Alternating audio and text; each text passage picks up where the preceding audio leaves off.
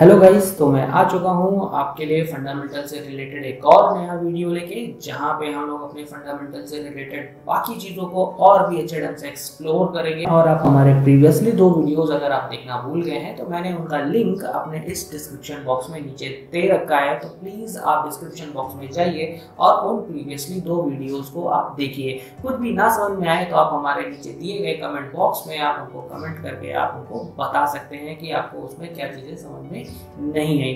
और डेफिनेटली मैं बहुत ही जल्द आपके लिए मैं इन सब चीज़ों से रिलेटेड आपको एक ब्रीफ नोट्स का पीडीएफ भी मैं आपको प्रोवाइड कराऊंगा, ताकि आपको ये चीज़ें समझने में और भी आसानी हो सके। देन आइए चलते हैं अपने ओवरव्यू की तरफ, जो हमारे पिछले 2 वीडियोस में मैंने आपको दिया। तो मैंने आपको पिछले 2 वीडियो में जो ओवरव्यू दिया उसमें तो मैंने आपको बताया था कि कंप्यूटर का कॉन्सेप्ट किसने दिया, कंप्यूटर का इन्वेंशन किसने किया, कंप्यूटर शब्द की उत्पत्ति किस शब्द से हुई। दूसरा, मैंने आपको बताया था कि कंप्यूटर का फुल फॉर्म क्या होता है, कंप्यूटर की डेफिनेशन क्या होती है, कंप्यूटर किस साइकिल में काम करता है, क्या किस तरीके से उसका ग्राफिकल रिप्रेजेंटेशन वर्क करता है, कंप्यूटर क्या जानता है, बाइनरी नंबर्स क्या होते हैं, और नंबर सिस्टम के बारे में भी मैंने आपको वहाँ पे बताया था।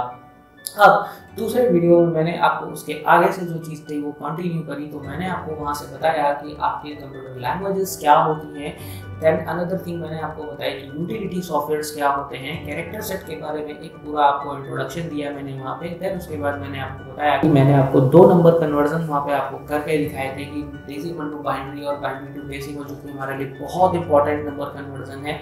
हर एक कॉम्पिटिटिव एग्जाम हो या किसी भी पर्टिकुलर ट्रिपल सी या ओ लेवल से रिलेटेड कोई भी एग्जाम हो, तो वहाँ पे ये सारे नंबर कन्वर्जन आपसे बहुत ही ज़्यादा पूछे जाते हैं।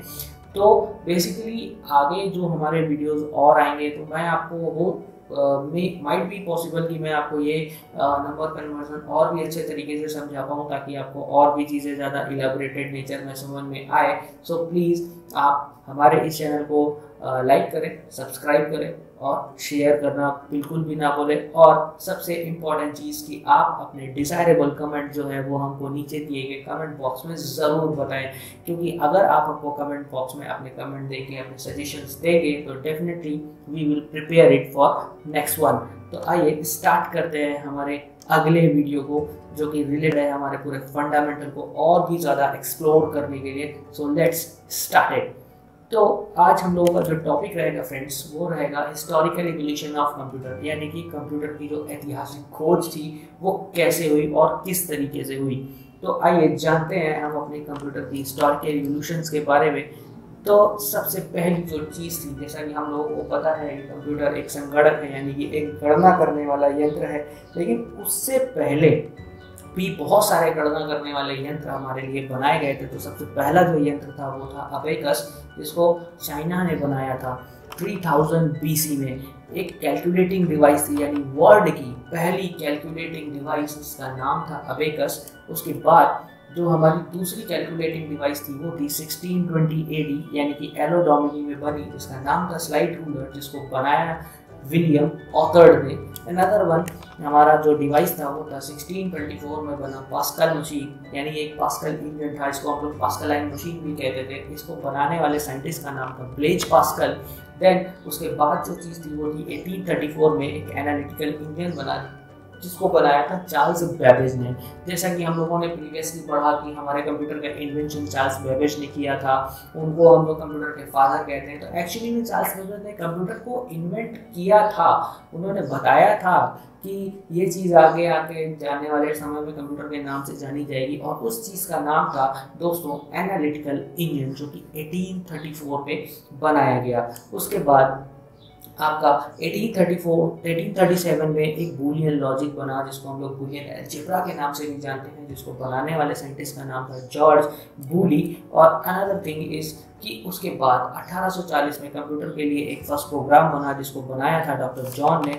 देन उसके बाद 1842 में प्रोग्राम और डेटा के बीच में एक कॉन्सेप्ट आया, जिसको बनाया था लेडी अगोस्टा एडा ब्रियन ने। देन उसके बाद हमारे पास आया 1844 में एक पंच कार्ड टैबुलेटिंग मशीन, जिसको बनाने वाले साइंटिस्ट का नाम था डॉक्टर हर्मन हॉलरिथ। देन उसके बाद 1934 में दुनिया का पहला कंप्यूटर बना, जिसका नाम था मार्क 1 और ये IBM की सपोर्ट से सबसे पहले जो है लॉन्च किया गया और इसको बनाने वाले साइंटिस्ट का नाम था हॉवर्ड आइकेन। सोचिए 1834 में एक चीज़ इन्वेंट होती है एनालिटिकल इंजन, जिसको बताया गया कि ये आगे आने वाले समय में कंप्यूटर के नाम से जाना जाएगा और उसके 100 सालों के बाद एक डिवाइस बनती है जो दुनिया का पहला कंप्यूटर होता है जिसका नाम है मार्क 1। और देन उसके बाद हमारे पास आता है 1946 जिसमें एक कंप्यूटर बना जिसका नाम था इनायक, जिसको बनाया था एकर्ट एंड म्यूक्ले नाम के साइंटिस्ट ने। इनका जो पूरा नाम है वो है J Presper Eckert John W म्यूक्ले।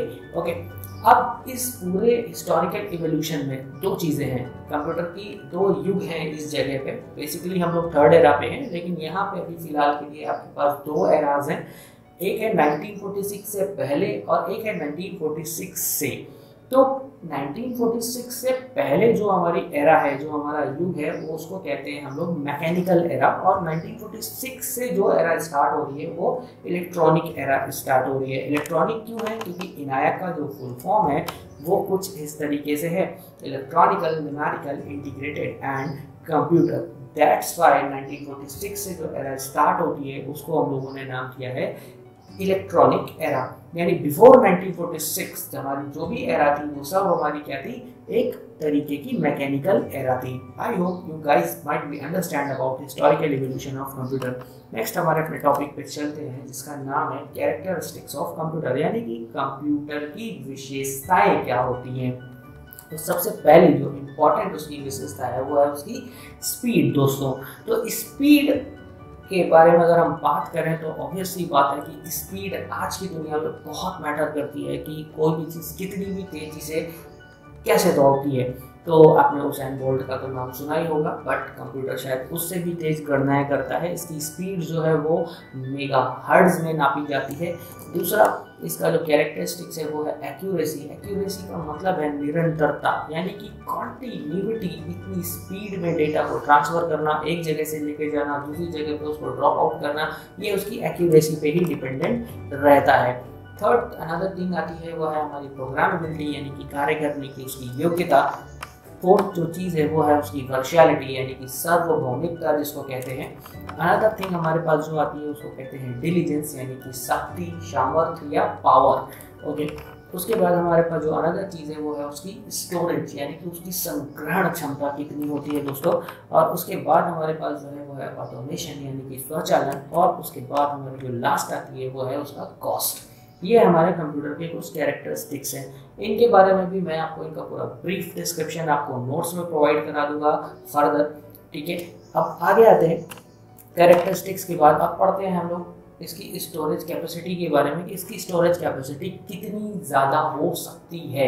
ये बहुत इंपॉर्टेंट चीज़ है due to the competitive exam, due to the O level and triple C exam, या आप कहीं पर भी किसी भी इंस्टीट्यूट में अगर आप पढ़ रहे हो तो वहाँ से रिलेटेड जो भी एग्जाम होते हैं उनमें ये सारी चीज़ें बहुत ही ज़्यादा पूछी जाती हैं दोस्तों। तो प्लीज़ इस पर ज़्यादा कॉन्सेंट्रेट करिएगा क्योंकि बहुत सारे क्वेश्चन आपके बनते हैं। तो स्टोरेज कैपेसिटीज़ में अगर मैं बात करूं तो यहाँ पे जो 4 बिट्स होता है वो 1 निबल के बराबर होता है। कंप्यूटर का सबसे छोटा यूनिट यानी स्टोरेज का जो यूनिट है वो है निबल, और जो कि एक निबल जो है वो काउंट होता है 4 बिट से, यानी कि जब 4 बिट आपस में मिलते हैं तो एक निबल बनता है। यहाँ पे मैं आपको बता देना चाहता हूँ कि बिट्स का फुल फॉर्म बाइनरी डिजिट्स होता है।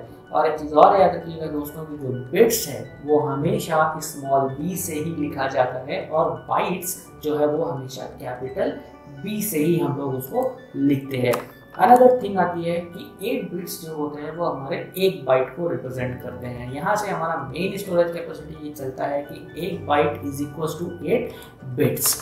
अनदर थिंग कि 124 बाइट्स जो होते हैं वो 1 किलोबाइट के बराबर होते हैं। 124 KB 1 मेगाबाइट के बराबर होता है। 124 MB 1 GB के बराबर होता है। 124 GB 1 TB के बराबर होता है। 124 TB 1 पेटाबाइट के बराबर होता है।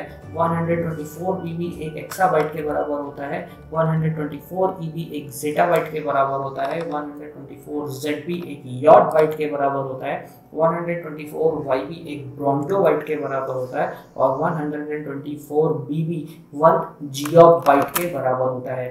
ये हमारी कंप्यूटर की कैपेसिटेंस होती है, स्टोरेज कैपेसिटेंस होती है, जो बेसिकली काम करती है। अभी तक फिलहाल मार्केट में आपको जो चीज़ अवेलेबल है वो 1 TB का आपको हार्ड डिस्क प्रोवाइडेड है मार्केट के अंदर, जहाँ पे आप बहुत सारा डेटा आप स्टोर कर सकते हैं। अपने कंप्यूटर्स पे बड़े बड़े प्रोग्राम्स आप उसके अंदर स्टोर कर सकते हैं। तो ये आपके लिए स्टोरेज कैपेसिटेंस का एक पूरा चार्ट था जो मैंने आपको एक्सप्लेन किया, जो कि सबसे इम्पॉर्टेंट है। कभी कभी एग्जाम में कुछ इस तरीके से क्वेश्चंस आते हैं कि 16 बाइट का अगर डेटा है तो उसमें कितने बिट्स होगा, तो उसमें आपको घबराने की कोई ज़रूरत नहीं है। बस याद रखिए कि 1 बाइट में 8 बिट्स होते हैं, तो उसमें 16 पूछा है तो 16 × 8 आप कर दीजिएगा। बचपन में हम लोग ऐसे बहुत सारे सवाल सॉल्व करके आए हैं, लाइक कि अगर एक पेन की कीमत 5 रुपये है तो 10 पेन की कीमत क्या होगी, तो बस हम लोगों ने उठाया और मल्टीप्लाई कर दिया, 10 × 5 50 रुपीज़ हो गया। तो सेम एज एट हियर कि अगर किसी ने क्वेश्चन पूछ दिया कि एक डेटा है जिसका साइज 16 बाइट का है तो उसमें कितने बिट्स हो गए, तो नॉर्मल है कि आप 16 × 8 का मल्टीप्लाई करिए और बता दीजिए कि आपका वो डेटा कितने बाइट का होगा।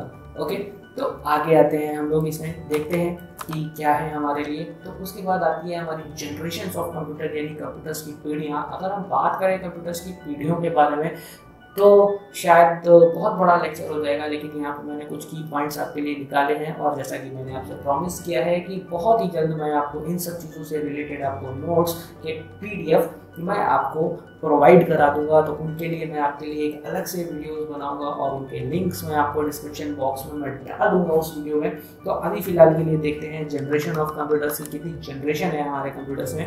तो चलिए देखते हैं सीरियल नंबर वाइज के अकॉर्डिंग उनके ईयर क्या हैं, उनके कंपोनेंट्स क्या हैं और उनके एग्जाम्पल्स क्या हैं। तो एक चीज़ और बता देना चाहता हूँ दोस्तों यहाँ पे मैं आपको कि बहुत सारी बुक्स में हम लोग देखेंगे कि हमको जनरेशन के जो ईयर हैं वो बहुत ज़्यादा अलग अलग तरीके से मिलते हैं, तो इतना कॉन्सेंट्रेट मत करिएगा आप उनके ऊपर। तो आगे स्टार्ट करते हैं। तो हमारी जो पहली जनरेशन थी वो थी 1946 से 54 तक, जिसमें कंपोनेंट यूज़ किया गया था वैक्यूम ट्यूब्स। वैक्यूम ट्यूब के बारे में भी मैं आपको बहुत आगे जाके मैं एक्सप्लेन करूँगा कि वो क्या होता है। तो फर्दर वीडियोज़ आप देखते रहिए पेशेंस के साथ। आपको इन सब चीज़ों के बारे में पूरा इलाबोरेटेड कंटेंट आपको मिलेगा हमारे इस चैनल पे। इसके एग्जाम्पल थे इनायत, एडसेक एंड एडवर्क। उसके बाद हमारी जो दूसरी जनरेशन आती है वो है 1954 से 65 तक। कंपोनेंट यूज हुआ ट्रांजिस्टर, और एक जो कंप्यूटर बना उसका नाम था क्रे 1। इस कंप्यूटर को दुनिया का पहला सुपर कंप्यूटर भी के नाम से जाना जाता है, दैट इज क्रे 1। तीसरा जो बना वो 1965 से 75 के बीच बना, उस कंपोनेंट का नाम था आईसी। आईसी होगा फुल फॉर्म जो होता है वो होता है इंटीग्रेटेड सर्किट। और इस जनरेशन में 2 आईसीज बनी, LSIC एंड VLSIC। उसके बाद हमारा जो आईसी का फुल फॉर्म है वो है इंटीग्रेटेड सर्किट, जो कि एक सिलिकॉन से बनी होती है और क्वार्ट्ज के द्वारा बनाई जाती है।